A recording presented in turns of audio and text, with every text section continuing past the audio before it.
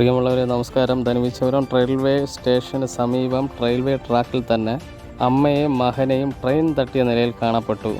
കൊറ്റാമം സ്വദേശിനിയായ 35 വയസ്സുള്ള യുവതിയെയും മകനെയാണ് ട്രെയിൻ തട്ടിയ നിലയിൽ കാണപ്പെട്ടത്.